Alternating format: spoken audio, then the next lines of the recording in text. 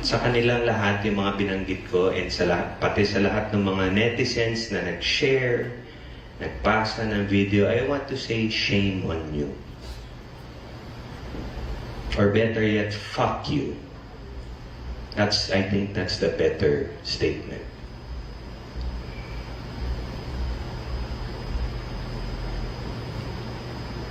I do not wish this on anybody else. That's why I'm doing this. Ayoko nang mangyari sa ibang tao itong nangyari sa amin.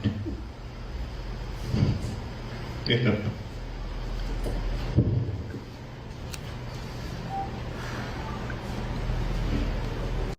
Naiintindihan ko naman,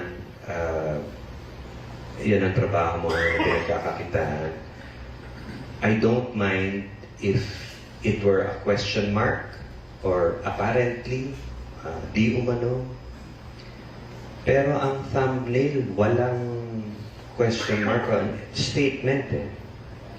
Ito, meron akong si Filipino Reaction.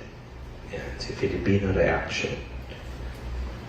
Ang thumbnail niya, Jano Gibbs, umamin na sa kasalanan sa amang si Ronaldo.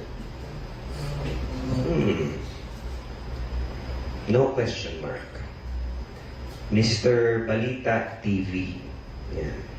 Ilang likes to? 400,000 something likes. Laki ng kinita mo, pahingi.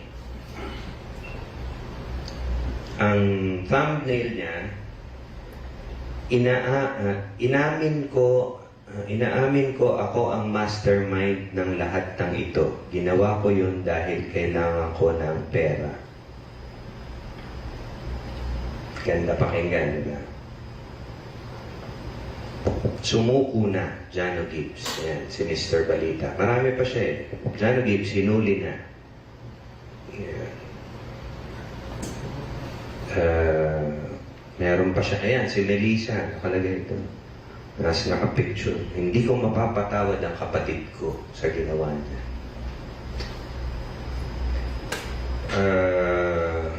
Yun, puro si Mr. Balita ang ano. Ito, Celebrity Viral PH. Sa wakas, tukoy na ang ginawa ni Jano Gibbs sa sariling ama.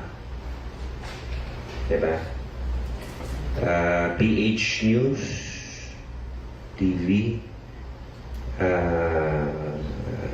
sariling misis, Jano Gibbs, tinakwil, confirm, Jano Gibbs, suspect talaga.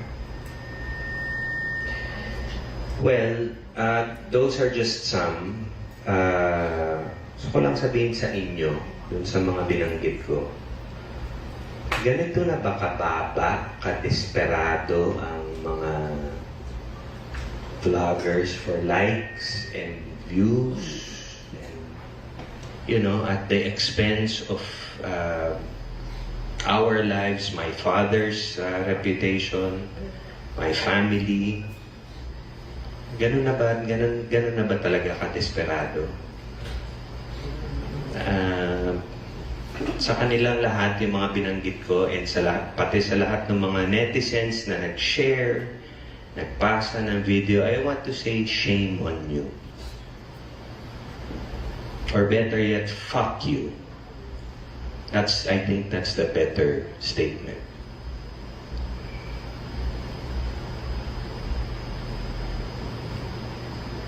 I do not wish this on anybody else. That's why I'm doing this. Ayoko nang mangyari sa ibang tao itong nangyari sa amin. Yan lang.